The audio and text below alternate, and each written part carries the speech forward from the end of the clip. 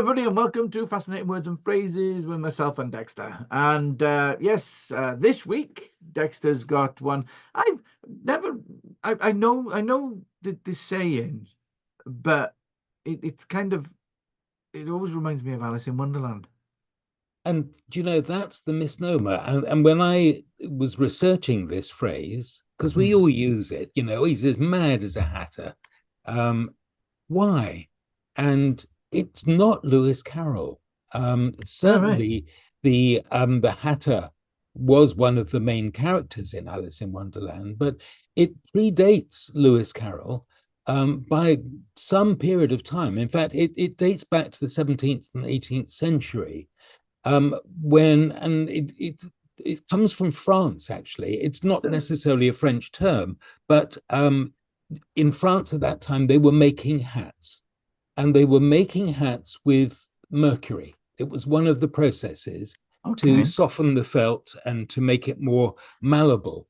And so this use of mercury, which we know is very, very harmful now, and it has terrible effects. I mean, what they were saying, the Mad Hatter disease comes from the chemicals that they use, the mercury that they use to make the hats. And it was noted that when people became a bit shy, irritable, they would have tremors, and they would have slurred speech. They would dissolve into delirium, and certainly there were personality changes. And so this is what they coined as Mad Hatter's disease. And it is a neurological disorder. And they found that even if you are subject to mercury vapors, then that can have this particular effect on you. And it was only until the 19th century when they really started looking at Mad Hatter's disease.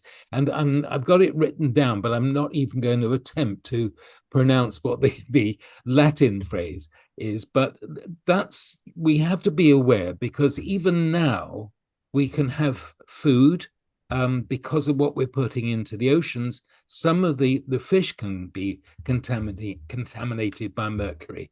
Water can easily be contaminated by mercury. So just be aware. That's the origin. Mad Hatter, yes, we know it from Lewis Carroll, Alice in Wonderland, but the originations came from people who made hats. And the French at that time, the chapeau was where it came. And then of course, it came to England. While I was researching it, there came another phrase, a feather in my cap. So it's another one I think we'll have a look at. Where does that come from? Was it Indian? Was it Native American Indians? I don't know. We'll find out for you. I don't know. Yeah. The French for mad as a hatter, I just did Google Translate, is faucon un chapelier. There we are. So mad as a hatter in French. And another segue I'm going to do for a future video is, you talk about the contamination in the sea. Do you know what the biggest contributor to microplastics is in the sea? No. Tyres. Tyres? 29% of microplastics could be traced back to tyres. Think about it. You drive your car, little bits come off, get washed down the drain, they go out eventually into the sea. So yes, and tyres is a video. Why are they called tyres? That we're going to do next. Real. So that's it. The two segues there. The feather in the cap and tyres. They're coming in the future. So if you want to find out what they mean and where they come from, then by all means, subscribe, comment. If you've got something you want to say, be nice, because we're only doing this for a bit of fun. And we'll see you next week. All right. Cheers then. Bye.